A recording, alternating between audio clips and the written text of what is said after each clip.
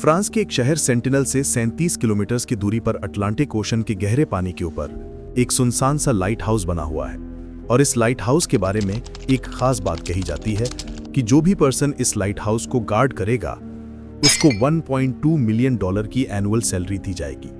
ये रकम 33 करोड़ बनती है। लेकिन उसके बावजूद भी 1991 से यहाँ कोई भी इंसान ये जॉब करने के लिए राजी नहीं हुआ। और इसके पीछे की वजह जानकर आपके रोंगटे खड़े हो जाएंगे। आमतौर पर लाइट हाउस को समंदर में एक बुलंद जगह या चट्टानों के ऊपर बनाया जाता है ताकि इसकी रोशनी ओशन के अंदर जहाज़ों और कश्तियों को सही रास्ता दिखा सके, ताकि वो साहिल से या फिर चट्टानी रास्ते से ना टकरा जाएं। पूरी दुनिया में इस वक्त 18,000 से ज़्यादा लाइट हाउसेज हैं, लेकिन इनमें से 4,000 लाइट हाउस ऐसे हैं जो अभी पूरी तरह से एक्टिव हैं। और इन्हीं में से एक लाइट हाउस ऐसा है जिसके बारे में लोग बात करने से भी डरते हैं। ये है लेजुमेंट लाइट हाउस। कुछ लोग इसे जुमान लाइट हाउस या जोमान लाइट हाउस के नाम से जानते हैं, और असल में ये दोनों नाम ही गलत हैं। लेजुमेंट असल में फ्रेंच लैंग्वेज का एक वर्ड है जो एक घोड़ी को जाहिर करता है। 1888 से 1904 तक यहाँ 31 बहरी जहाज इन्हीं चट्टानों से टकराकर डूब गए थे, जिनमें लगभग 250 से ज़्यादा अफराद अपनी जान से हाथ धो बैठे थे। और ये टावर भी इसी मकसद के लिए बनाया गया था ताकि आने जाने वाले बहरी जहाज़ों को इन बड़ी और नोकीली चट्टानों से बचाया जा सके। आपको जानकर हैरानी होगी, इस टावर को बनाते वक्त बहुत से लोगों की जान गई थी। ये लाइट हाउस 1904 में बनना शुरू हुआ था और 1912 में बनकर मुकम्मल हुआ। 118 फीट ऊंचा ये टावर, जिसको बनाने में पूरे 8 सालों का वक्त लगा था, और इसकी कंस्ट्रक्शन में 5 लाख ग्रेनाइट पत्थरों और 100 टन कंक्रीट का इस्तेमाल किया गया था।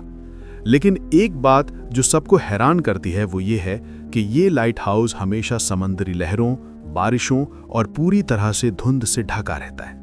और यहाँ समंदर की ये तेज लहरें इतनी ऊंची और ताकतवर होती हैं जो इस पूरे लाइट हाउस को अपने अंदर छुपा लेती हैं। ये लहरें 120 किलोमीटर प्रति घंटे की स्पीड से जब इस लाइट हाउस से टकराती हैं तो लाइट हाउस की दीवारें पूरी तरह से कांप उठती हैं। 5 दिसंबर 1991 ये एक हिस्ट्री का तूफानी दिन था जब 60 फीट बुलंद लहरें इस लाइट हाउस से टकरा रही थीं। उस वक्त लाइट हाउस की निगरानी पहले गॉफ कर रहा था, जो उस वक्त इसके अंदर अपनी ड्यूटी कर रहा था, और ये पूरी तरह से इस तूफान में डरा हुआ था। अचानक इसने बाहर हेलीकॉप्टर की आवाज़ सुनी, ये समझकर कि शायद कोई बाहर इसकी मदद के लिए आया है। लेकिन वो हेलीकॉप्टर जीन गिचार्ड का था, जो एक फोटोग्राफर था, और वो उस दिन समंदरी तूफान की फोटोग्राफी कर रहा था। जैसे ही पहले गॉफ लाइट हाउस के दरवाजे पर पहुंचा तो लाइट हाउस के पीछे से एक जबरदस्त लहर उठी और इसे अपने साथ बहा ले गई, जिसके नतीजे में इसकी मौत हो जाती है और उसकी बॉडी समंदर में कहीं भी नहीं मिलती। लेकिन उस वक्त की एक फोटो जरूर मिलती है जो उसी हेलीकॉप्टर से जीन गिचार्ड ने बनाई थी, जिसके बाद ये लाइट हाउस बहुत ज़्यादा फेमस हो जाता है। और इस फोटो के साथ साथ कुछ बातें भी बहुत ज़्यादा फेमस हो जाती हैं जो इस लाइट हाउस को और ज़्यादा खौफनाक बना देती हैं। इस अजीबोगरीब लाइट हाउस को देखकर अक्सर लोगों के दिमाग में ये सवाल आता है कि आखिर इस लाइट हाउस को बनाना क्यों ज़रूरी था, और ये बात क्यों ज़रूरी है कि हमेशा इस टावर की लाइट रोशन रहनी चाहिए। इसके पीछे की हिस्ट्री जानने के लिए हमें कुछ साल पीछे जाना पड़ेगा। ये वो दौर था जब सफ़र करने के लिए न ही रोड हुआ करती थी और न ही गाड़ियाँ हुआ करती थीं। लंबे सफ़र तय करने के लिए सबसे सेफ और बेहतर तरीका था समंदर। लेकिन यहाँ भी एक प्रॉब्लम थी, और वो था इस समंदर में जहाज़ों का अचानक से गुम हो जाना। लोग समंदर में निकलते तो थे पर कभी भी वापस नहीं लौटते थे, क्योंकि हमारी दुनिया का 71% हिस्सा समंदर पर फैला हुआ है। और अगर हम पूरी दुनिया का लैंड एक जगह इकट्ठा कर दें, अगर 7 कॉन्टिनेंट्स को मिला भी दें, तो भी पैसिफिक ओशन ज़्यादा बड़ा होगा।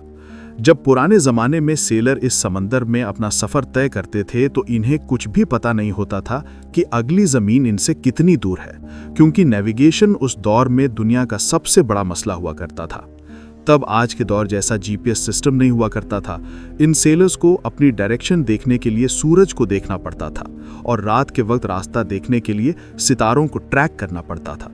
और शुरुआत में ये कुछ नेविगेशन टूल्स पर डिपेंड करते थे, जिनसे इन्हें किसी हद तक समंदर में रास्ता तलाश करने में मदद मिलती थी। लेकिन समंदर में सैकड़ों किलोमीटर दूर जब तूफान आता था तो ये जहाज पूरी तरह से अपनी डायरेक्शन खो देते थे, जिस वजह से ये महीनों तक ओशन में भटकते रहते थे और फिर जमीन ना मिलने की वजह से ये लोग समंदर के अंदर ही भूख प्यास से मारे जाते थे। एक ऐसा ही हादसा हुआ था जिसने उस दौर में समंदर में सबको हिलाकर रख दिया था। 1857 में हानसन बे नामी एक बहरी जहाज जो 200 मुसाफिरों के साथ लंदन से कनाडा जा रहा था। इस बहरी जहाज में तिजारी सामान के साथ खाने पीने की भी बहुत चीजें थी। अपने एक दिन के सफर के बाद जब ये जहाज अजोरेस आइलैंड के पास पहुंचा तो यहाँ एक बहुत बड़ा समुद्री तूफान इनसे टकराता है और ये तूफान इतना पावरफुल होता है कि जहाज पायलट और अमले के कंट्रोल से बाहर हो जाता है और देखते ही देखते एक नोकीली चट्टान से जा टकराता है, जिसमें जहाज का आधे से ज्यादा हिस्सा बिखर जाता है और इस हादसे में 200 से ज्यादा लोगों की मौत होती है। इस हादसे से 1600 साल पहले दुनिया के पहले लाइट हाउस की शुरुआत हुई थी। इजिप्ट के मेडिटेरियन सी के पास एंशिएंट सिटी ऑफ अलेक्जेंड्रिया था। इस किंगडम के लिए भी सबसे बड़ा मसला यही था। यहाँ की लोकेशन गौर से देखें इस नक्शे को।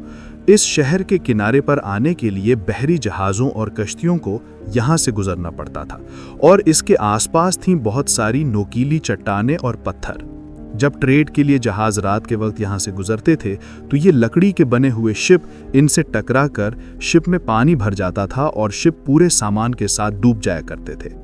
उस वक्त यहाँ के राजा किंग टॉलेमी ने उस टाइम के एक्सपर्ट और ब्रिलियंट आर्किटेक्ट्स को बुलवाया ताकि वो इस सॉल्यूशन के लिए कुछ मदद कर सकें। इन सब ने मिलकर एक बहुत ही ज़बरदस्त मॉडल बनाया जिससे शिप को रात के वक्त न सिर्फ चट्टानों और पथरीले रास्ते से बचाया जा सकेगा बल्कि उस वक्त के समंदरी लुटेरों से भी इन्हें पूरी तरह से महफूज रखा जाएगा और कोई भी तूफान अगर आता है तो ये लाइट हाउस इनको अलर्ट भी कर सकेगा। ये एक ऐसा मीनार था जो 284 फीट ऊंचा था, जिसे मुकम्मल वाइट मार्बल से बनाया गया था। ये टावर अलेक्जेंड्रिया के साहिल पर आइलैंड ऑफ पारोस के ऊपर बनाया गया, जिसके टॉप पर रात के वक्त एक बहुत बड़ी आग जलाई जाती थी जिसे हर वक्त लगातार ऑयल और लकड़ी की सप्लाई मिलती रहती थी।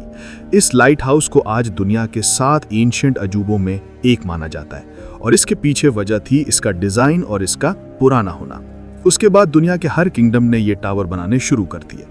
आज के दौर में बहुत सारे बहरी जहाज ऐसे हैं जिनमें एडवांस नेविगेशन फीचर्स होते हैं और यही वजह है कि अब ज़्यादातर लाइट हाउस नाकारा हो चुके हैं। अब एक्सपोज करते हैं इस लाइट हाउस पर बनी हुई कुछ ऐसी बातों का जिनका हकीकत से कोई लेना देना नहीं। सबसे पहले बात करते हैं 1.2 मिलियन डॉलर की एनुअल सैलरी की। क्या ये बात सच है? इस टावर पर काम करने वाले वर्कर्स को सालाना करोड़ों दिए जाते हैं। 1991 में पहले गॉफ की मौत के इंसिडेंट के बाद इस लाइट हाउस को बिल्कुल ऑटोमेटेड बना दिया गया था, जिसके बाद यहाँ कोई भी वर्कर काम करने के लिए नहीं आया। इस लाइट हाउस को डायरेक्ट ही सैटेलाइट के साथ कनेक्ट कर दिया गया ताकि दूर से ही इसको कंट्रोल किया जा सके। दुनिया में अभी भी कुछ ऐसे लाइट हाउस टावर हैं जिनमें अभी भी लोग काम करते हैं। यहाँ काम करने के लिए वर्कर्स की जिंदगी खतरे से भरी होती है। इन्हें कई महीनों की ट्रेनिंग दी जाती है। कोई भी आम आदमी यहाँ 4 घंटे भी जिंदा नहीं रह सकता। लाइट हाउस के कीपर न्योमो पीपर्स ने बताया था कि यहाँ की पहली रात बहुत खौफनाक होती है क्योंकि यहाँ समंदरी लहरें तेज होती हैं और जब ये टावर से टकराती हैं तो ऐसा महसूस होता है जैसे किसी ने लाइट हाउस को धक्का मारा है, जिस वजह से रात भर नींद नहीं आती। उसने ये भी बताया कि मैंने जिंदगी में कभी खुद को इतना अकेला महसूस नहीं किया। समंदर की तेज हवाएं मुझे किसी के यहाँ होने का एहसास दिलाती थीं और ऐसा लगता था जैसे कोई मुझे देख रहा है। और जब मैं समंदर में देखता था तो ऐसा लगता था जैसे यहाँ से औरतों के रोने की आवाज़ें आ रही हैं। आमतौर पर इन वर्कर्स की सालाना सैलरी 40,000 से 80,000 डॉलर्स के बीच होती है, लेकिन 1.2 मिलियन डॉलर सैलरी देने वाले लाइट हाउस की आखिर कहानी क्या है? सैलरी का इतना बड़ा फिगर सुनकर दुनिया भर से 50,000 लोगों ने इस जॉब के लिए अप्लाई किया, लेकिन इसकी हकीकत कुछ और है। दोस्तों, जब ये टावर बना था तो उसको बनाने में उस वक्त 1 लाख यूरो का खर्च आया था, जो लगभग आज के दौर में भी 229 करोड़ बनते हैं।